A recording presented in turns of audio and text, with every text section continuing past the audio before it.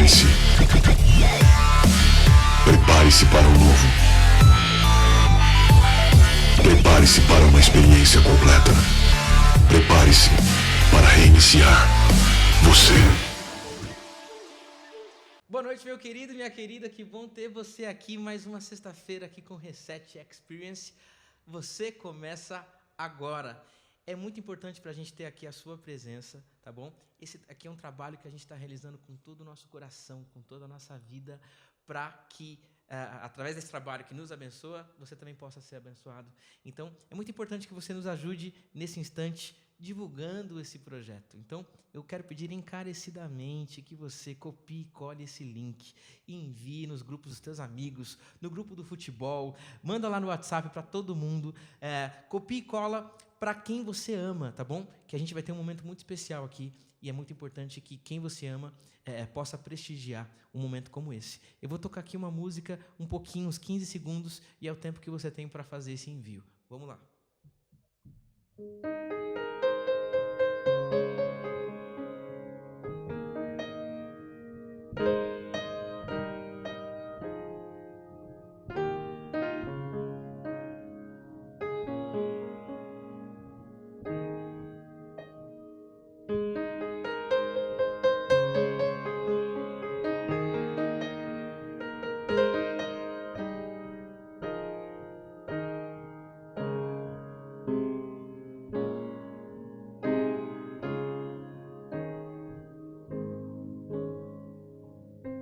E essa noite, eu vou começar a noite cantando uma canção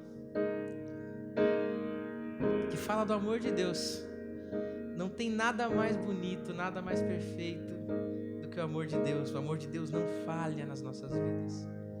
Se caso você estiver passando por um momento, aí, uma circunstância adversa da vida, louve a Deus. Se estiver tudo bem, louve a Deus, vai ficar melhor. Você vai ver. Deus preenche aquele vazio que está aí dentro, tá? Se você conhecer essa música, cante comigo assim, ó. Quanto amor Jesus tem por mim. Quanta dor sofreu por mim, por amor.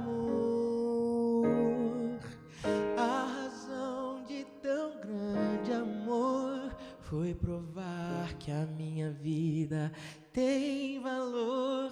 Sou tão precioso para Deus, que Ele deu o seu Filho pra morrer na cruz por mim. Ó Deus, te louvo pelo seu amor. Tu mudaste o meu interior e agora eu quero viver pra transmitir esse amor que vem de ti. Ó Deus, te louvo pelo teu amor. Tu mudaste o meu interior e agora eu quero viver pra transmitir esse amor que vem de ti.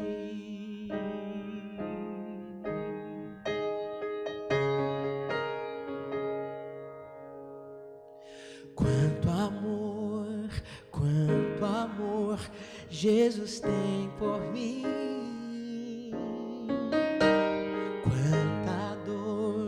Quanta dor sofreu por mim, por amor. A razão de tão grande amor foi provar que a minha vida tem valor. Sou tão precioso para Deus, que Ele deu o seu Filho pra morrer na cruz por mim.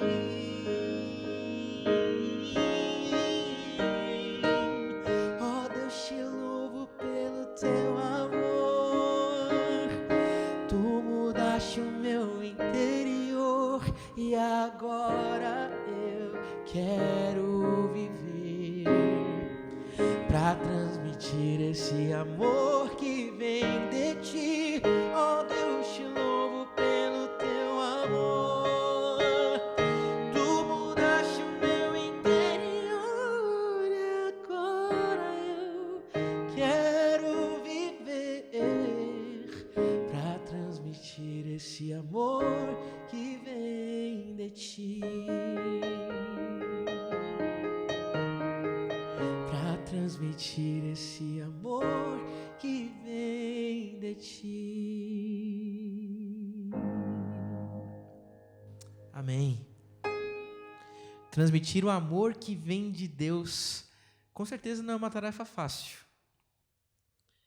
Amar não é fácil, né? A gente, para amar o nosso irmão, para amar o marido, a esposa, às vezes a gente tem que respirar fundo, né? Tem que ter aquela paciência que a gente fala, paciência divina. Por quê? Porque é um amor que vem de Deus, é uma coisa divina mesmo. E eu compreendo que para que a gente possa ter esse amor, para que a gente possa desenvolver isso dentro da gente, a gente tem que dar um passinho a cada dia, né? A gente não ama as pessoas assim do nada. Deus nos ama, porque Ele nos conhece desde criança, desde pequeno, desde o ventre da mãe. Mas para nós desenvolvermos esse amor no dia a dia, é necessário que a gente construa isso, e é um passo a passo, é uma decisão todos os dias, é uma decisão diária, e eu desejo que você tome essa decisão todos os dias da sua vida, porque quando a gente ama, nós somos os maiores privilegiados em amar alguém.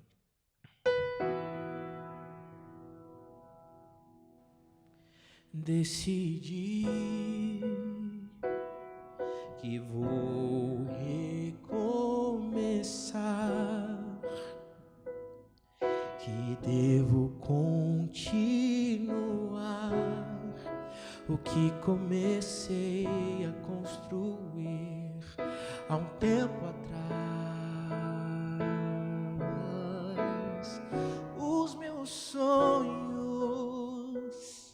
foram todos pelo chão, só não mendiguei o pão, porque meu Deus não permitiu isso comigo, não.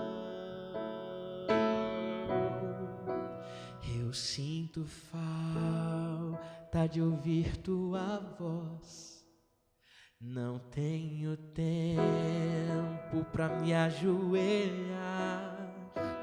Estou cansado de me ver fracassar.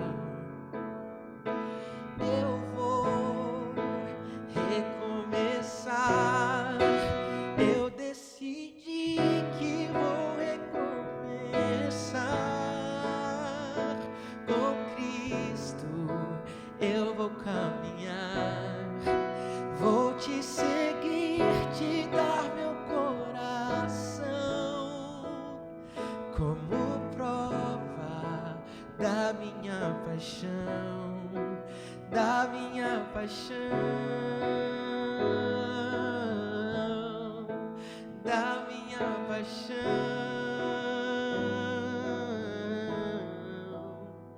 Os meus sonhos foram todos pelo chão,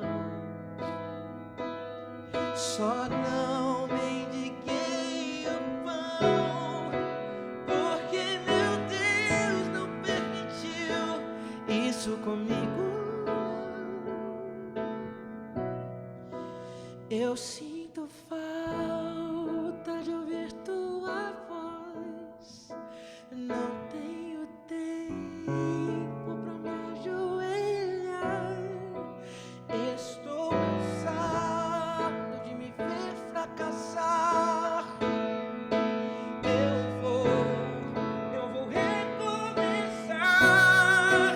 Eu decidi que vou recomeçar.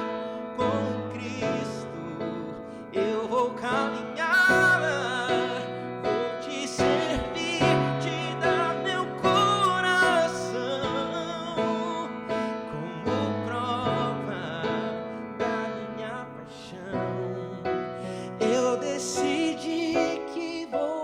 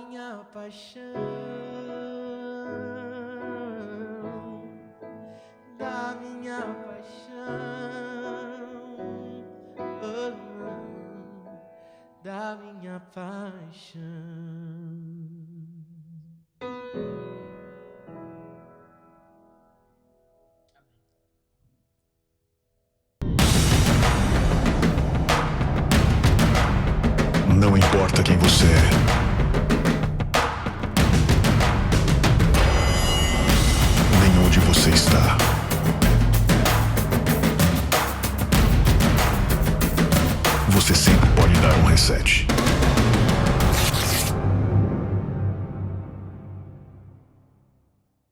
E aí galera, legal que você está conectado com a gente. Mais uma vez a gente está juntos, mesmo que virtualmente. Mais um Reset para você. Eu espero que esteja curtindo o que está rolando. Hoje, quem vai estar com a gente aqui no Reset é um amigo meu, um cara que está nessa jornada ministerial aí. Estamos juntos há muito tempo aí, tentando viver o ministério, e ele está fazendo diferença na vida de tanta gente. E hoje ele vai estar pela primeira vez com a gente aqui, estreando no Reset, é o Andrei Masson. É um prazer ter ele aqui com a gente. Eu tenho certeza que você vai curtir a mensagem que ele vai apresentar hoje. Ele vai falar um pouco sobre espiritualidade, sobre religiosidade, sobre verdadeira experiência com Jesus, verdadeiro cristianismo, enfim. Fica conectado aí que você vai curtir pra caramba. Tem alguns recadinhos para você e eu queria convidar você para estar se envolvendo com a gente aí em algumas atividades que rolam aqui no Reset durante a semana. Uma delas é o Connect, os nossos grupos de crescimento espiritual. Esses grupos se reúnem vários dias da semana e a gente está numa temporada incrível tratando de um tema muito relevante para a vida espiritual, para a nossa vida com Deus, que é identidade e missão. Afinal, tudo tem a ver com quem a gente é. E a gente tem que ser gente parecida com Jesus, e então essa temporada do Connect está tratando sobre esse tema. E se você quer crescer espiritualmente, se você quer ter uma experiência com Jesus, se você quer encontrar gente que está buscando o mesmo que você, o Connect é para você. E eu queria convidar você para você se envolver também nos nossos grupos de oração. Os nossos grupos de oração acontecem aos domingos, é o Prayer. Você entra no nosso site, lá na página do Prayer tem um link, você clica ali e aí você já instantaneamente começa a participar dos nossos encontros de oração às 11 horas, todos os domingos. E tem também o Full Time.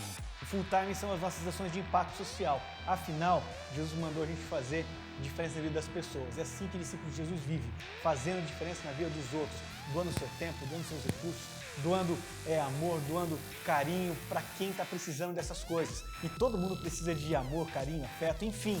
Você está convidado a fazer diferença na vida dos outros através das nossas ações do Full Time. Nas nossas redes sociais, no nosso site ali, você vai descobrir o que está acontecendo e você diz pra gente como você quer participar. Então é isso, se conecta com a gente, se envolve com a gente aí, vai ser muito bacana você estar participando desse movimento aqui em São Paulo. Fica com Deus, curte aí, Andrei Masson com você, Reset, você começa agora.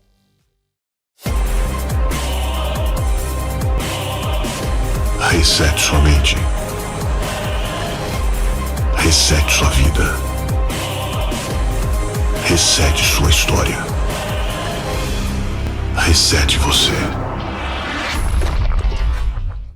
E aí galera do Reset, prazer estar com vocês aqui. Uma pena que a gente esteja dividido por essa tela, mas ainda assim me sinto conectado com vocês. Eu espero que vocês também se conectem nesse momento com a Palavra de Deus, que a gente vai trocar uma ideia aqui.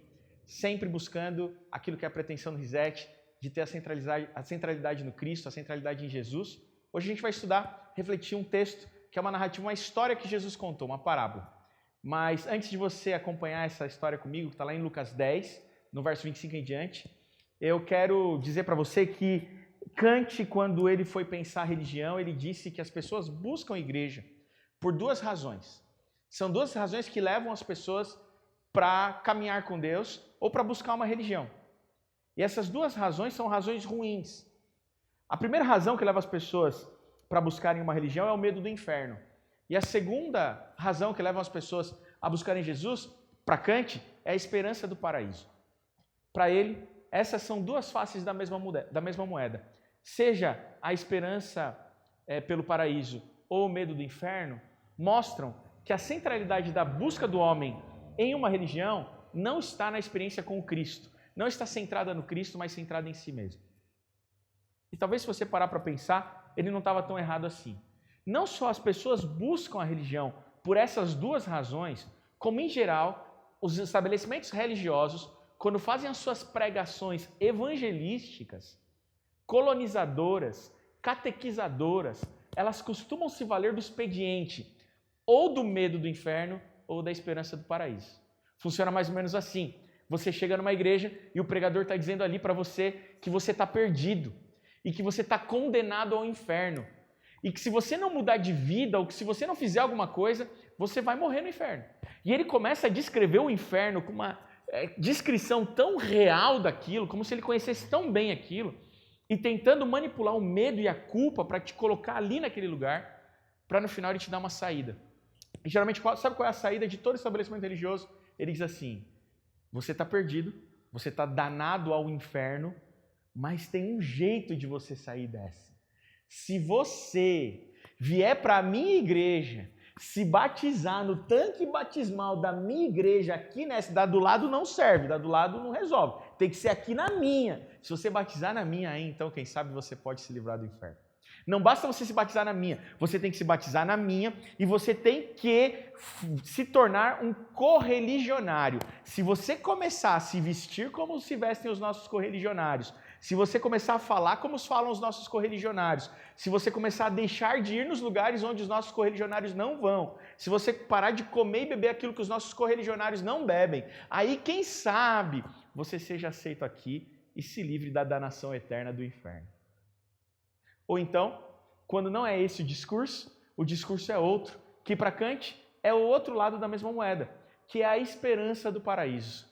Existe um céu onde todos nós vamos morar, e nesse céu você vai andar em ruas de ouro. Existem músicas e apelos e mensagens dizendo para você que lá você vai viver eternamente com as pessoas que você ama e que nenhum mal vai acontecer para você lá. E se você tiver esperança nisso, e se você viver e se dedicar a buscar isso, você pode chegar um dia lá, mas tem um único jeito de você chegar lá.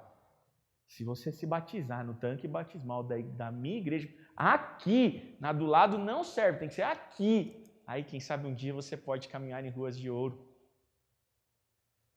Percebe que essas duas narrativas, essas duas pregações são pregações ruins, porque elas colocam a centralidade no eu. Eu busco Deus, eu busco uma relação com Ele, eu busco pertencer a uma experiência religiosa, ou porque tenho medo de ir para o inferno, ou seja, eu busco a religião para não me dar mal, ou então porque eu tenho a esperança de uma vida boa, ou seja, eu busco a religião para me dar bem. Mas nos dois caminhos, o meu interesse tem que ver comigo mesmo e não com Cristo. O que o cristianismo tenta nos ensinar e os evangelhos tentam nos mostrar é que nós não queremos o céu se Cristo Jesus não estiver lá. Se Ele não estiver lá, eu não quero o céu. Se Ele não estiver lá, não me importam as ruas de ouro. Se Ele não estiver lá, eu não quero viver eternamente. Porque o que me chama a atenção no Evangelho não é a possibilidade de uma vida eterna. Porque uma vida eterna sem o Cristo vai fazer com que logo você queira deixar de viver. Se me convidassem para viver eternamente num lugar em que Cristo não estivesse, ia chegar um momento que ia falar, tira minha vida, eu não aguento mais isso. O que nos chama a atenção no Evangelho é um relacionamento perfeito eterno. O que nós queremos, nós cristãos queremos, é um relacionamento perfeito, eterno, com aquele que é o doador da vida e é o criador do amor, que desperta em nós um amor porque Ele nos amou primeiro. E aqui entra a grande mensagem do Evangelho. A mensagem do Evangelho não é a mensagem de medo da morte, ou melhor, a mensagem do Evangelho não é uma mensagem de medo do inferno e também não é uma mensagem de esperança no paraíso. O discurso e a pregação da esperança é tão ruim quanto o discurso de manipulação da culpa e do medo. O nosso objetivo não é a esperança do céu, nem nos livrarmos do inferno. O nosso objetivo é termos uma relação de amor com o Deus de amor. Onde foi que os cristãos perderam a fé no amor? Onde foi que nós perdemos a fé naquele discurso daquele homem que andou aqui no primeiro século e que revolucionou a história e dividiu ela em antes de e depois de? Onde foi que a gente abandonou o Cristo? Onde foi que as igrejas deixaram aquele homem? Porque faz muito tempo que a impressão que tenho é que a gente já não encontra mais ele nas igrejas. Pelo menos o discurso dele está bem longe dos púlpitos das igrejas. Sabe, o que eu vejo por aí é que há muita lição de moral travestida de evangelho nos púlpitos das igrejas e muita autoajuda travestida de evangelho no púlpito das igrejas, mas pouco evangelho nos púlpitos das igrejas. O evangelho do amor. Sabe, o que leva as pessoas a entregarem a vida para Jesus não é o medo do inferno ou a esperança do paraíso. Essas duas motivações, além de serem ruins, elas não são honestas e autênticas. O que faz com que as pessoas entreguem e dediquem sua vida ao Cristo é a manifestação do amor do Cristo através de nós, que nos dizemos seguidores dele. Quem vai dizer isso não sou eu, Paulo, em 2 Coríntios capítulo 5, no verso 14, ele diz assim, é o amor de Cristo que nos constrange, é o amor de Cristo que nos motiva, é o amor de Cristo que nos impulsiona. E no verso 17 ele vai dizer assim, a viver em novidade de vida. O que faz eu e você vivermos em novidade de vida não é o medo da punição por desobediência da lei, não é a pregação do medo, a manipulação da culpa ou a manifestação da lei de Deus que nos transforma ou nos faz viver em novidade de vida. O que nos faz viver em novidade de vida nada mais é do que a manifestação da sua misericórdia, da sua bondade e do seu amor.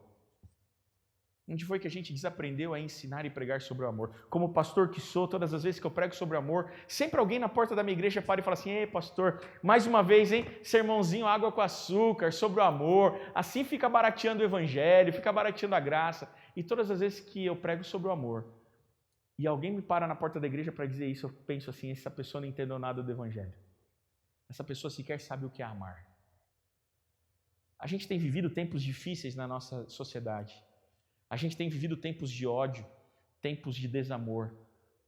E o que mais me entristece como cristão e como pastor é perceber que no mundo religioso é onde mais eu vejo discursos de ódio destinados às pessoas, aos seres humanos pelos quais Cristo Jesus derramou o seu sangue e aos quais nós deveríamos manifestar o amor e não um discurso de ódio.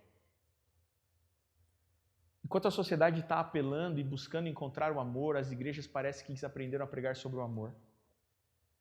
Como diria Renato Russo na sua belíssima Pais e Filhos, é preciso amar as pessoas como se não houvesse um amanhã. Como eu queria que tivesse sido alguém da minha igreja que tivesse escrito essa música. Mas foi o Renato Russo. Ou como diria... ele talvez não estivesse tão distante assim de Paulo, quando Paulo diz em Gálatas 5,14, porque toda a lei se cumpre em um só preceito, a saber, amarás o teu próximo como a ti mesmo. Uma das minhas bandas favoritas, talvez seja mais da minha geração, mas uma das minhas bandas favoritas é uma banda americana chamada Black Eyed Peas. Isso mesmo, will.i.am, Ferg. E uma das músicas preferidas minhas do Black Eyed Peas é a música Where's the Love. E você talvez conheça essa música é apaixonante. E no refrão dessa música, numa tradução livre que eu vou fazer aqui pra gente, a Ferg canta assim, preste atenção, não é a igreja que está clamando, não são os cristãos que estão clamando, é a Ferg. Olha o que ela diz assim no refrão da música: pessoas matando, pessoas morrendo, crianças feridas e você pode ouvi-las chorando, você pode praticar o que você prega, cristão, e mudar sua personalidade. Pai, pai, father, father, help us, pai, pai, nos ajude. Nos mande alguma orientação do céu, porque as pessoas elas me têm questionado, elas me têm perguntado, where is the love? Onde está o amor? A sociedade tem perguntado para nós, onde está o amor?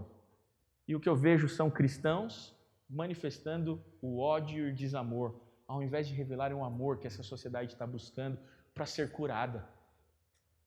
Sabe esse texto, esse livro, ele tem uma resposta que pode curar a nossa sociedade. Pode reorientar a sociedade desorientada que vivemos. Mas parece que a gente não entende nada do que está escrito aqui.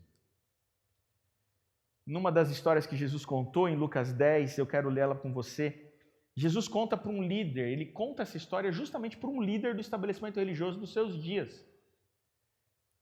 E diz que esse homem faz duas perguntas para Jesus e Jesus responde com essa história. Mas as duas perguntas desse homem são perguntas nefastas, são perguntas ruins, são perguntas que um cristão jamais deveria fazer, que um líder religioso jamais devia fazer. Ele diz assim, verso 25.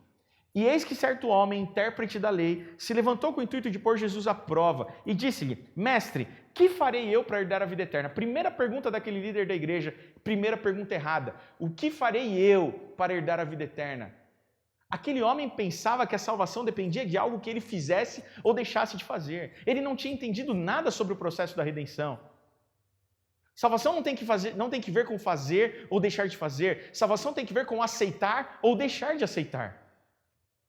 Mas aquela pergunta que revelava um total desconhecimento a respeito do processo da salvação na mente daquele líder do estabelecimento religioso, Jesus responde devolvendo a provocação a ele. Então Jesus lhe perguntou: o que está escrito na lei? Como você interpreta? A isso respondeu: amarás o Senhor teu Deus de todo o teu coração, de toda a tua alma, de todas as tuas forças e de todo o teu entendimento, e amarás o teu próximo como a ti mesmo. Então Jesus lhe disse: respondeste corretamente, faze isso e viverás.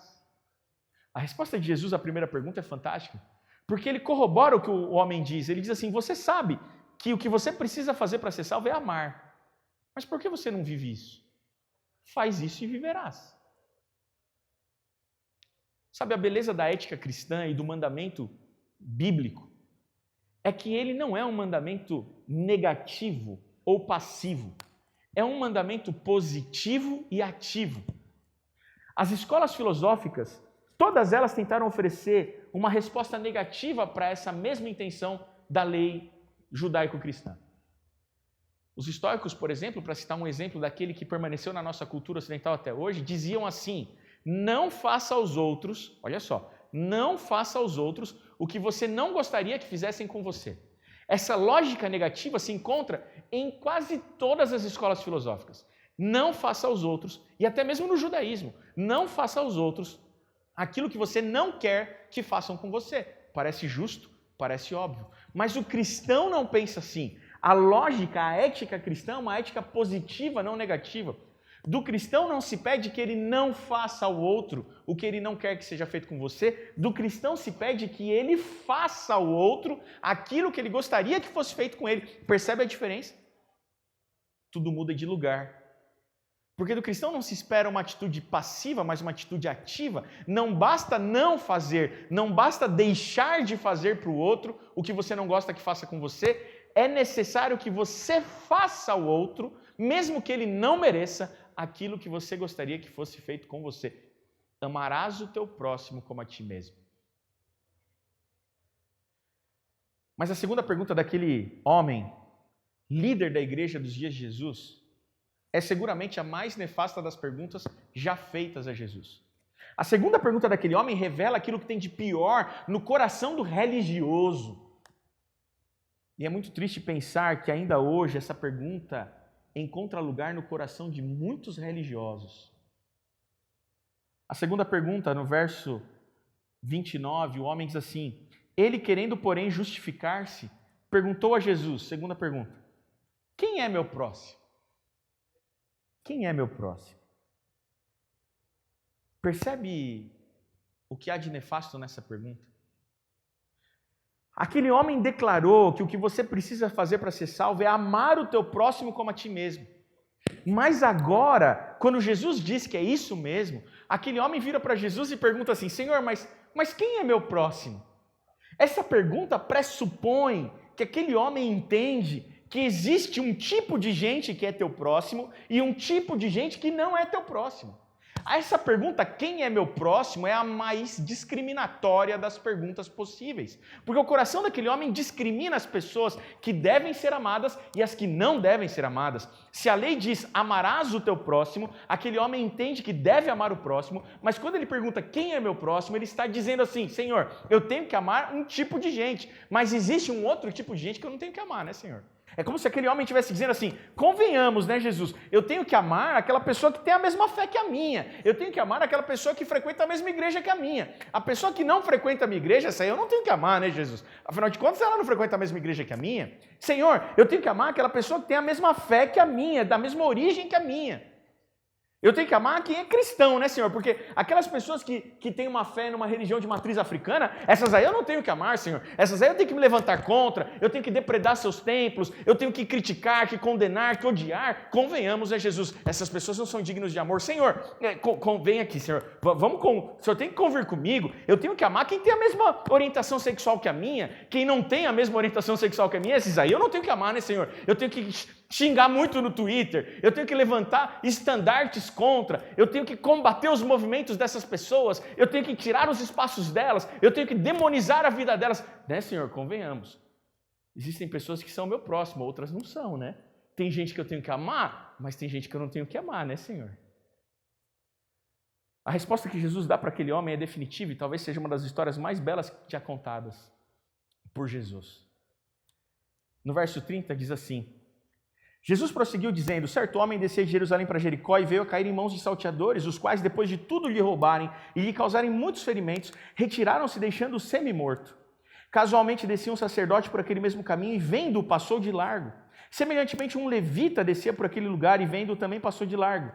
Certo samaritano, que seguia o seu caminho, passou-lhe perto e, vendo-o, compadeceu-se dele. E, chegando-se, pensou-lhe os ferimentos, aplicando-lhes óleo e vinho. E colocando-o sobre o seu próprio animal, levou-o para uma hospedaria e tratou dele. No dia seguinte, tirou 2 denários e os entregou ao hospedeiro, dizendo: cuida desse homem, e se alguma coisa gastares a mais, eu te indenizarei quando voltar. Qual desses 3 te parece ter sido próximo do homem que caiu nas mãos dos salteadores? Perguntou Jesus. Respondeu-lhe o intérprete da lei: aquele que usou de misericórdia, de bondade, de amor para com ele. Então lhe disse Jesus: vai e procede tu de igual modo. Eu não preciso gastar tempo aqui com você, tentando dizer para você quem era o samaritano na história de Jesus. Eu não preciso gastar tempo aqui dizendo quem eram os samaritanos para os judeus. Para os judeus, os samaritanos eram o pior tipo de gente que existia. Imagina para você, na sociedade contemporânea, quem são aquelas pessoas que são consideradas pelos religiosos como o pior tipo de gente, os mais promíscuos, os mais nefastos. Esses eram os samaritanos para os judeus nos dias de Jesus. E o mais curioso é que Jesus usa na história dele justamente um samaritano como a referência do homem de fé. O herói da história de Jesus não frequenta igreja. O herói da história de Jesus não é crente. O herói da história de Jesus não é religioso. O herói da história de Jesus é um não crente, um não religioso. Alguém de uma religião de matriz contrária, estranha à religião judaica. Esse é o herói da história de Jesus. Sabe, quando ele conta que aquele homem caiu nas mãos dos salteadores e que o sacerdote e o levita passaram de largo, Jesus está ensinando uma outra lição muito importante, porque as leis ritualísticas diziam que o sacerdote, quando estava indo sacrificar no templo, ele não podia tocar em alguém que estivesse morto ou em alguém que estivesse sangrando. Aquele homem, o sacerdote e o levita, passam de largo porque eles têm uma boa desculpa, uma desculpa nobre. Eles têm uma desculpa religiosa para não cuidar daquele homem. Eu estou indo servir no templo, eu não posso tocar. Existe uma praxe religiosa que me dá direito de não fazer o bem para esse homem. O que Jesus está dizendo nessa história é que a dignidade humana, a humanidade, está acima das regras religiosas. O que Jesus está dizendo nessa história é que todas as vezes que uma regra religiosa vier a ferir a dignidade humana, essa é uma regra religiosa tóxica, nefasta. Não existe regra religiosa que esteja acima da vida humana, da humanidade e da dignidade humana. É por isso que Jesus vai dizer lá atrás, num outro episódio, quando ele cura um homem no sábado, ele diz assim: não foi o homem que foi feito por causa do sábado, mas o sábado por causa do homem. A vida humana, a dignidade humana está acima da lei e da regra religiosa. Com certeza, aquela história ofendia diretamente a liderança do estabelecimento religioso dos dias de Jesus, que era justamente a audiência de Jesus para quem Jesus estava contando aquela história.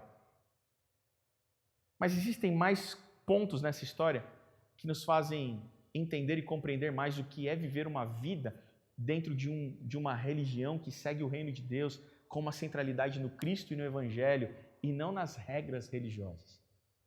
Padre Antônio Vieira, Companhia de Jesus, século XVI, ele escreveu vários sermões e hoje nós temos coletâneas de sermões do Padre Antônio Vieira.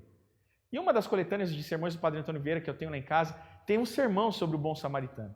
E o Padre Antônio Vieira vai dizer no seu sermão que nessa história de Jesus existem 3 filosofias de vida distintas.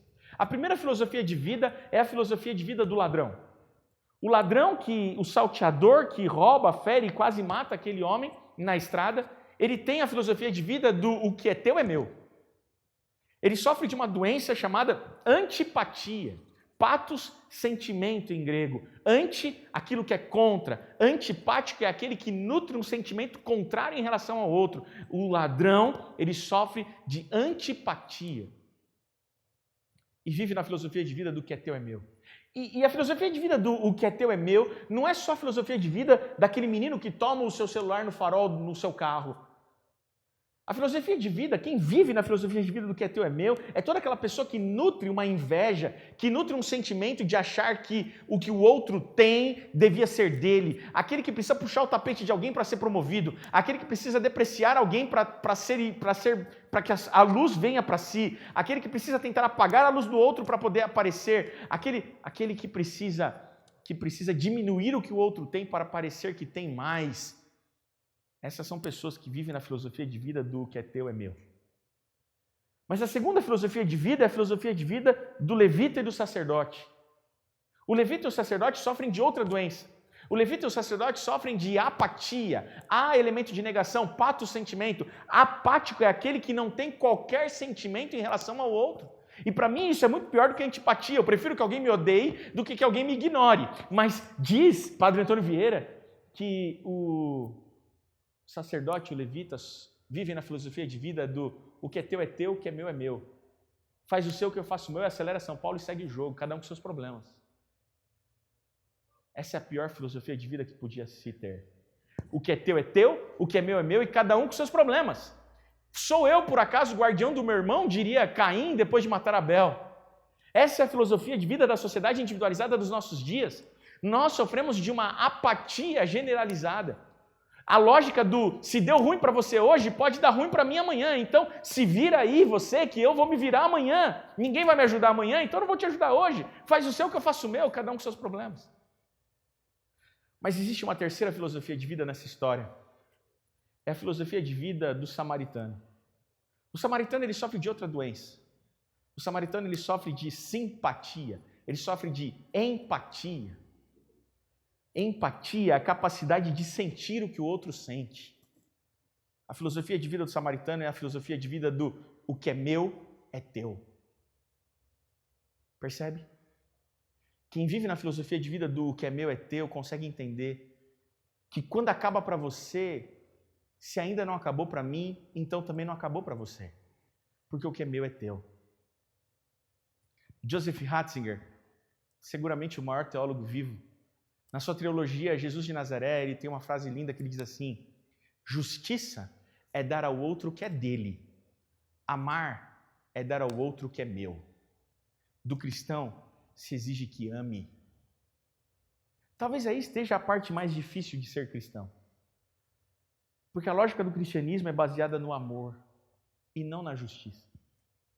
Sabe? O próprio Tiago, irmão de Jesus, na sua carta, diz que Deus é justiça e misericórdia.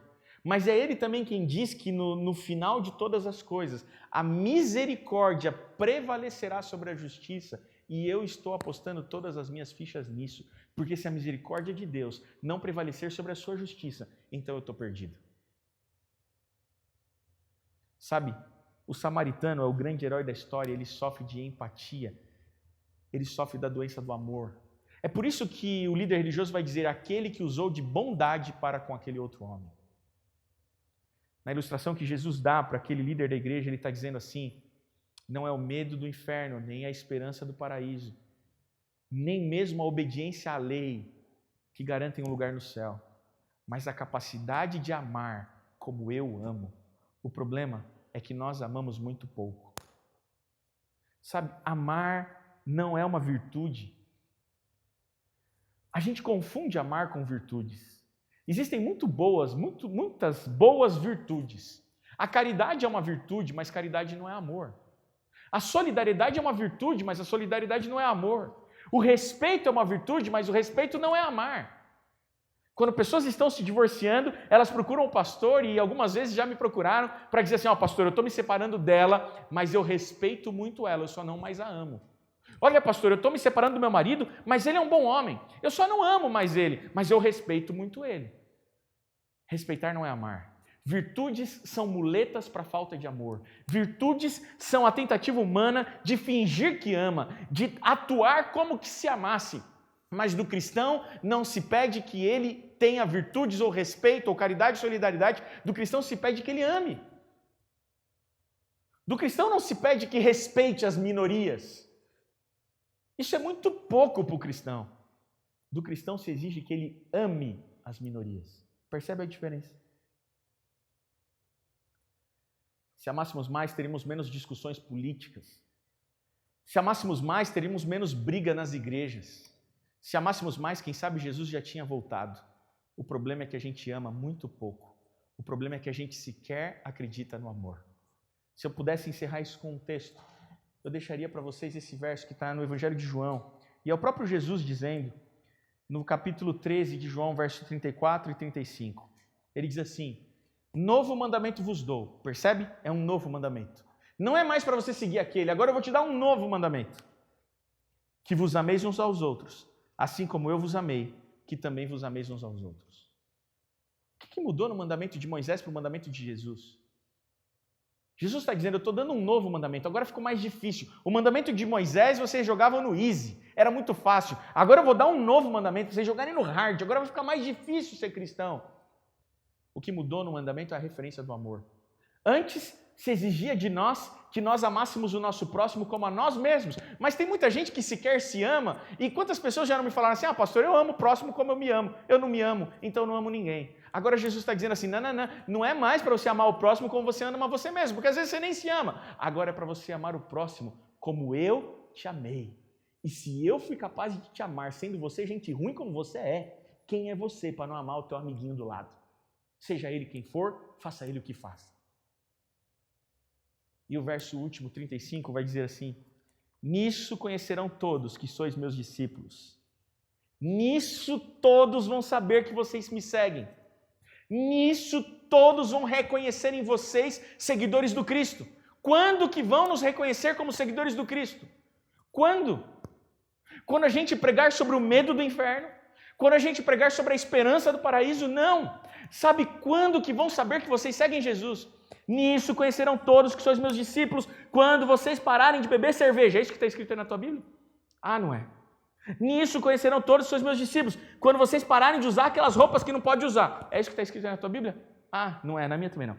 Nisso conhecerão todos que sois meus discípulos, quando vocês arrancarem da orelha aquilo que vocês colocaram na orelha. É isso que está escrito aí na sua Bíblia?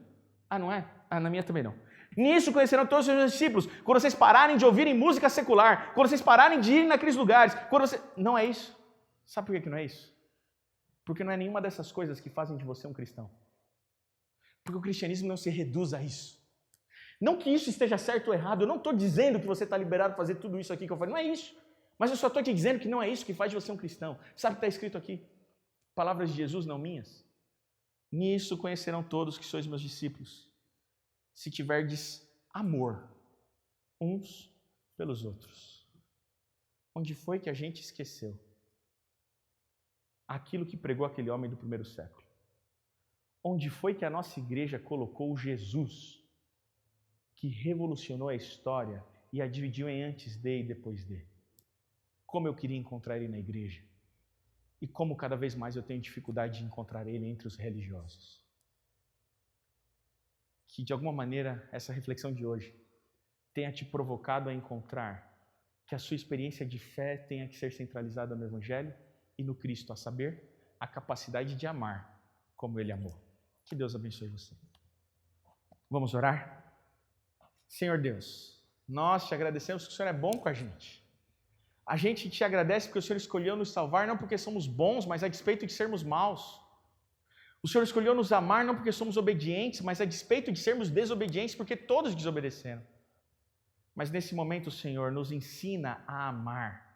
Nos ensina a revelar quem o Senhor é para essa sociedade desorientada, através não do medo, nem da esperança, que são duas faces da mesma moeda, mas através da manifestação do seu amor, porque nós cremos que é o amor que pode revolucionar, é o amor que pode transformar, é o amor que pode reiniciar, é o amor que pode gerar novos começos, é o amor que pode dar nova vida, nova identidade e novo sentido para a vida de todas as pessoas. E que hoje, quem estiver assistindo a gente, possa de alguma maneira ser sensibilizado, impressionado e tocado pelo teu amor. É o que eu te peço por Jesus. Amém.